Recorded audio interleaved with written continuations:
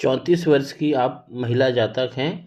लग्न chart, Navamsa chart और आपकी महादशा चार्ट ये सामने स्क्रीन पे दिख रहा है। शनि भगवान की दशा चल रही है, 2032 तक रहेगी।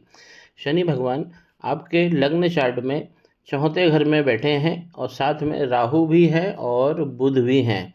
यहाँ पे शापित दोष भी लगा है, लेकिन ये शापित दोष बुध के यहाँ होने से ज़रूर कमज़ोर पड़ रहा है।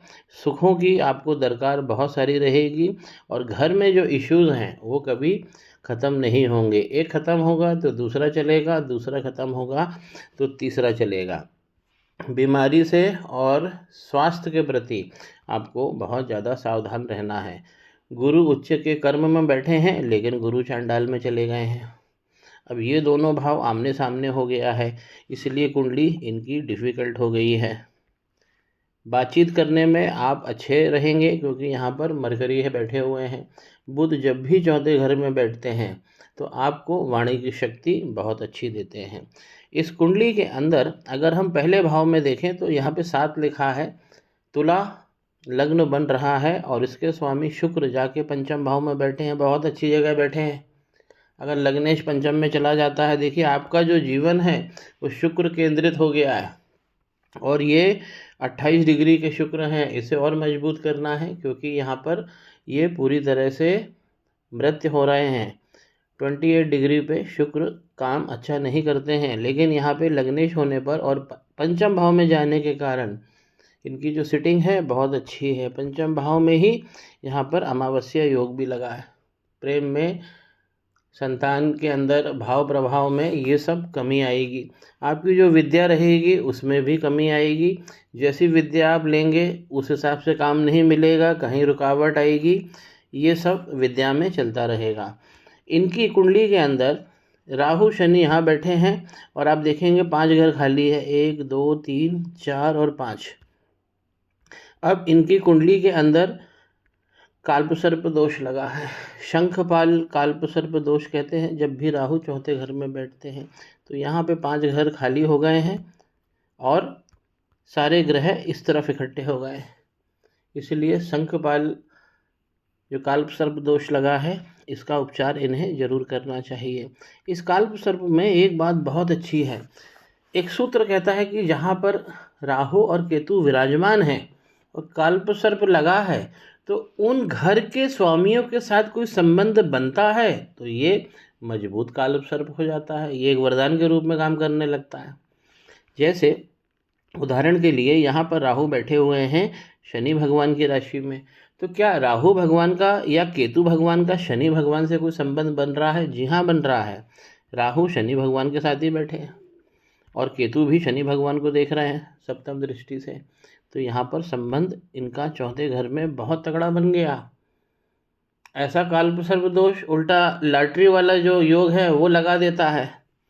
और जहाँ केतु बैठे हैं वो 4 लिखा हुआ है यहाँ गुरु चांडाल भी कर्म में लगा हुआ है और 4 का मतलब यहाँ पे कर्क राशि और चंद्रमा जाकर पंचम में बैठे। तो कर्म का स्वामी पंचम में जब बैठता है तो बहुत अच्छा भाव देता है।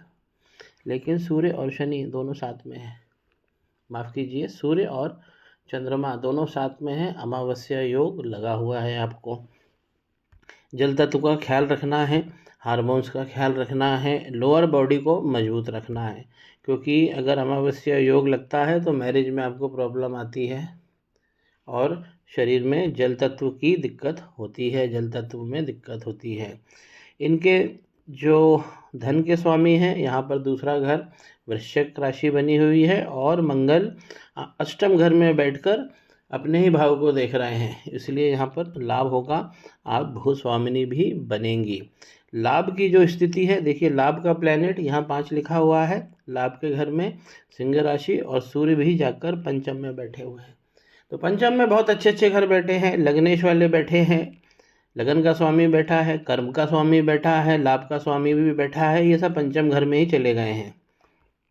ये पंचम घर आपका मजबूत है, लेकिन यहाँ पे अमावस्या योग आपको इस पर एक रेमेडी करनी होगी। दूसरी रेमेडी जो है आपकी काल्पसर्प दोष की रहेगी।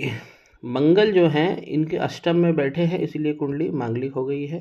मंगल पे भी काम करना। 3 रेमेडी रहेगी आपकी यहाँ पे। अमावस्या योग पे रेमेडी होगी, काल्पसर्प की होगी, और मंगल अष्टम में बैठे हैं तो मांगलिक दोष लगा रहे हैं। मंगल सप्तम घर के स्वामी हैं, ये विवाह का घर है, पार्टनरशिप का घर है, मेष राशि बनी हुई है और मंगल एक घर आगे बैठे हैं। तो विवाह में जो इश्यूज आएंगे ये मंगल भगवान के कारण आएंगे।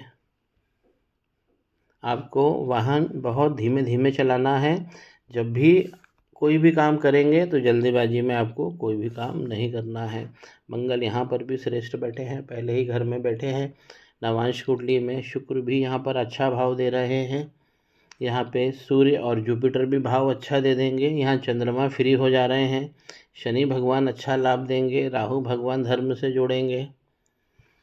यहाँ पर केतु और मरकरी ये गड़बड़ करेंगे।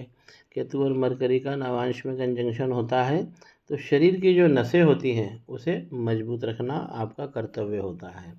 तो यहाँ पे शंखपाल काल्पसर्प दोष का निवारण करना चाहिए। मंगल इनके खतरनाक हैं, ये विवाह में भी प्रॉब्लम देंगे, हस्बैंड वाइफ के बीच में इश्यूज तकरार भी देंगे। अमावस्या योग पे काम करना है। 3 रेमेडीज़ आपकी रहेगी।